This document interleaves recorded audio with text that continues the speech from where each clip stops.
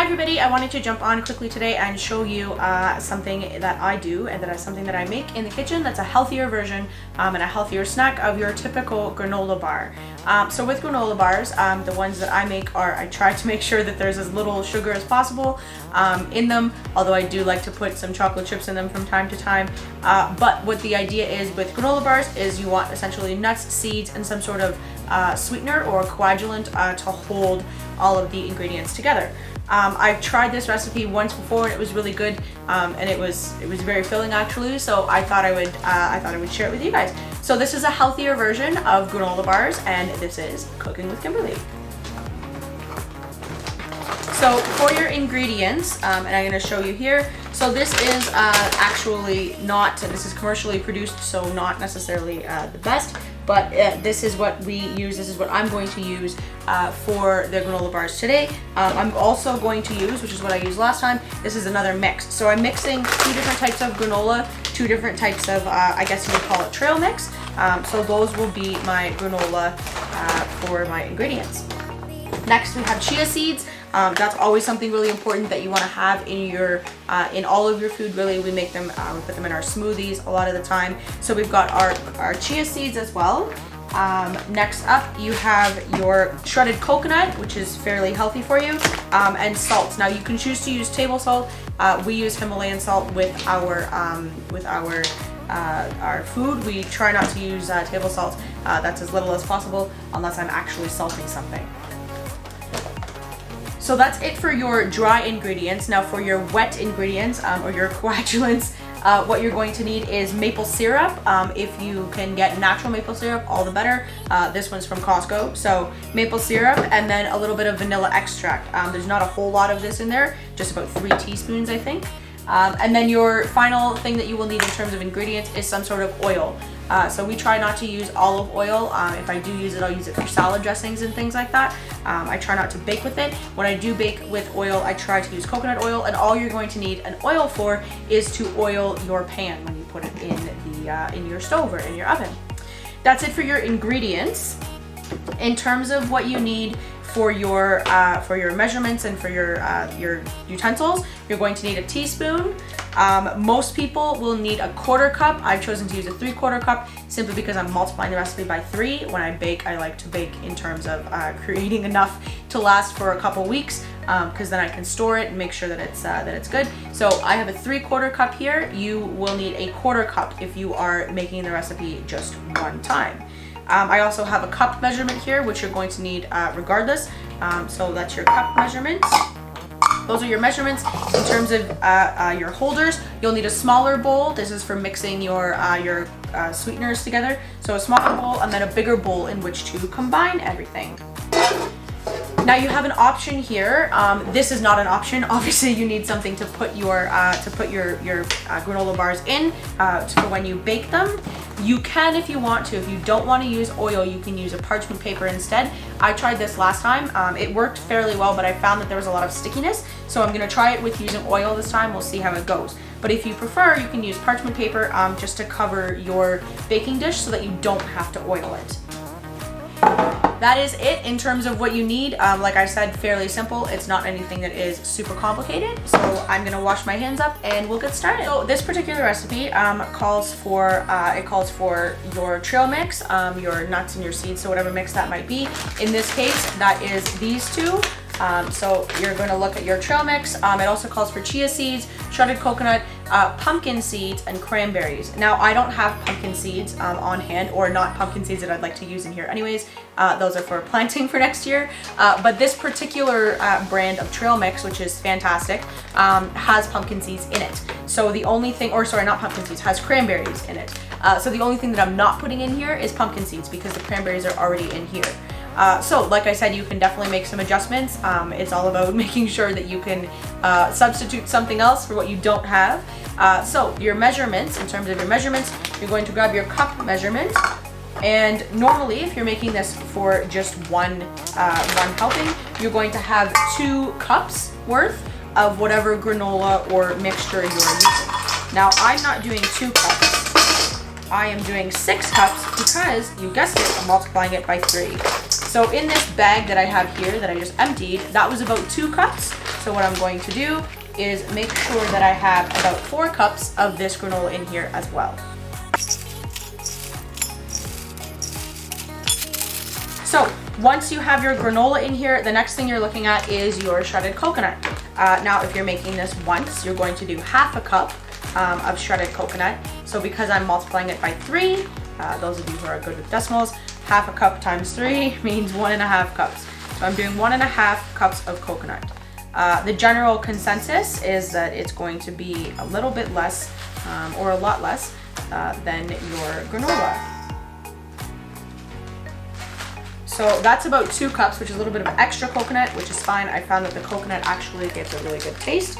Like I said, these are granola bars, so it's actually something I was really comfortable with making because of the fact that I can kind of play around with the ingredients, and however they turn out, they're going to turn out very well. So after you've got your granola and you have your coconut in here, the next thing that you would want to put in would be your cranberries, which is a 1/4 cup. I've already included those in my other trail mix, so I would essentially want to put 3/4 of a cup of cranberries in there if I had the dried cranberries themselves, but I don't. They're in the other trail mix, so that kind of takes that away a little bit at least. At least I still do have some. If you're wanting to put pumpkin seeds in, here is where you would put a 1/4 cup of pumpkin seeds. Now again, I don't have pumpkin seeds, so I'm not putting those in, but that would be what you would put in there for 1 serving. So you'd want a 1/4 cup of those. After you put your cranberries and your pumpkin seeds in, next would be your chia seeds. That's not a whole lot, it's just a tablespoon. So because I'm multiplying it by 3, I'm gonna put in 3 tablespoons of chia seeds.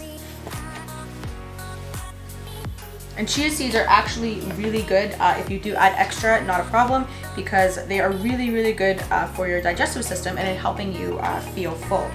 So I'm gonna put 4 just because, but the proper recipe, you only want 1 tablespoon of chia seeds.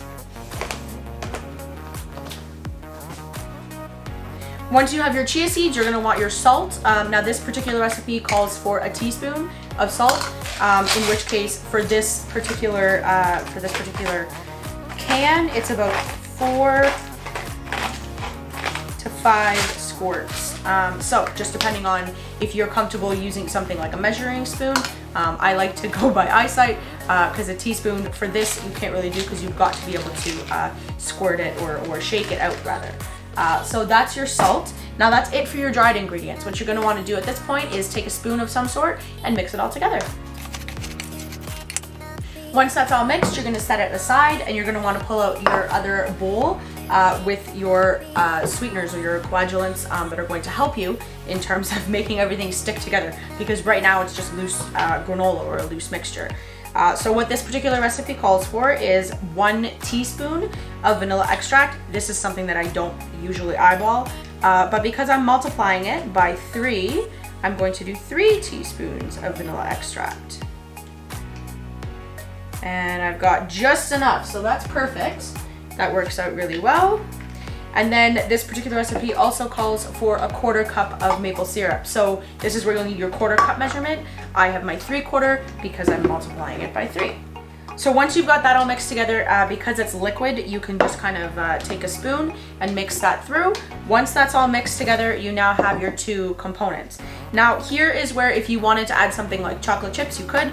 I'm gonna throw in probably about half a cup to a cup of chocolate chips, and then that's going to be that. That'll make sure that it's at least there's a little bit of chocolate in there. You can choose healthier versions of chocolate if you like. I know that there's dark chocolate versus baking chocolate versus like a milk chocolate. I wouldn't use a milk chocolate in this recipe. I'd use more of a baking chocolate or a dark chocolate. Okay, so I am back with my chocolate chips.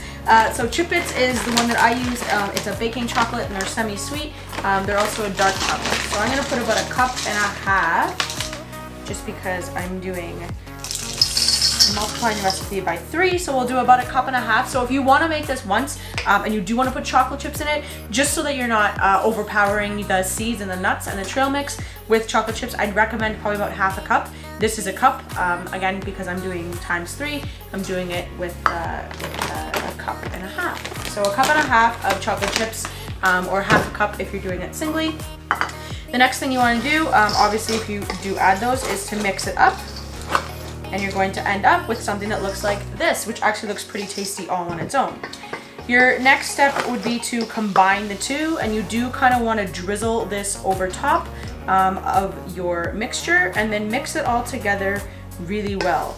I would suggest that you pour perhaps half of it and then mix it, and then pour the other half and then mix it. Just because if you pour everything all in one spot, it may coagulate quicker than you want it to. A suggestion that I have, perhaps for next time I'll try this, instead of maple syrup, using honey would maybe be a good alternative. I'm sure that would taste delicious, but I'm not sure how that would react with the vanilla extract. I guess I'd find out. So that's all of my syrup. And you want to make sure that you do this part of the process fairly quickly, simply because maple syrup and vanilla extract is going to coagulate together fairly fast. So you want to make sure that you have gotten it all looked after in terms of mixing it up so that the maple syrup hopefully gets everything of the trail mix. Something else, a word of warning, when you're doing this recipe, I have sliced up bananas in here. They're dried bananas simply because that was in one of my trail mixes. I did find last time that made the granola bars a little bit chunky, so something that you may want to do if you are going to use a larger trail mix would be to grind stuff up ahead of time. However, if it doesn't turn out that you can cut these into granola bars, it also works well as like a healthy kind of cake alternative. So that's now finished. I've got everything all mixed up, and I've got quite a few coconut flakes and chia seeds all over my my spoon here. So your next step would be to take your baking pan. You're going to want to, with clean hands of course, you're going to want to make sure that you grease up your pan. Once you have your greased pan, it's quite simple. You're either going to pour your mixture onto your parchment sheet of paper or in your pan itself. Now you want to make sure when you distribute this that it's fairly even because you want your granola bars obviously to be of an even texture, and it's not like one is higher than the other. So you can see that I have here what looks like essentially a cake, and what you're going to do at this point, whether it's on parchment paper or in your pan itself, is to put it in your stove. Now, because we have a wood burning stove, everything takes 2 to 3 times as long to cook, depending on how thick it is and whatnot. So I usually put this in for probably about 2 hours to 2.5 hours, depending on the heat of the stove. What you want to do, if you've got an electric stove or even a gas stove or whatnot, you're going to want to put it in for 375 degrees, or at 375 degrees, for about 30 to 35 minutes. You want to make sure that it has enough time to actually sit and bake together and coagulate. I'm going to go ahead and toss this in our stove, and I'll definitely show you guys the final product. What you do want to do after you've taken it out for 30 to 35 minutes, once it's been sitting in there for that long, you want to let it cool for double that time, so about an hour. And that might sound like an extensive length of time, but speaking from experience, you want to let it sit for about an hour, if not a little bit longer, because it has to cool down and actually harden itself together, so that when you cut it into granola bar slices, you're not going to, or into granola bars, you're not going to break those apart. So you put it in for 30 to 35 minutes, you let it rest for about an hour to even an hour and a half. It's not going to hurt it, and at that point it's then that you can cut it. Everything kind of needs time, like I said, to sit there and harden and cool down from the heat, and you definitely don't want to have certain pieces breaking off if you are trying to make granola bars. So I'm going to put this in the oven. This is the unbaked version. I'm going to put it in the oven and we will see how it comes out. Thank you for listening, guys, and I will see you when this is finished. Alright, so this has come out of the stove. It was in there for probably about 2 hours. Like I said, if you have something that's an electric stove or a gas stove, you could probably do it for 30 to 35 minutes. That's what the recipe calls for. I'll definitely link that recipe in the description down below. I did make some changes, as you guys saw throughout the video, but this is essentially what you will end up with. Now that it's completely cooled, I've let it sit for about an hour to an hour and a half. What I'm going to do is cut it in half and then cut it down in slices. So I've got hopefully about 12 granola bars. And that's a super healthy alternative, no preservatives. You can freeze them too if you wanted to. Like I said, you can also use a different kind of trail mix, and you can experiment with different kinds of combinations. That's all for today, guys. Thank you very much for tuning in. I hope that you enjoyed this recipe. Leave a comment down below if you want to see me try something else, or if you would like me to try something different. And look forward to hearing from you guys. Make sure you leave a like if you've not already, and subscribe, and I'll see you on the next video.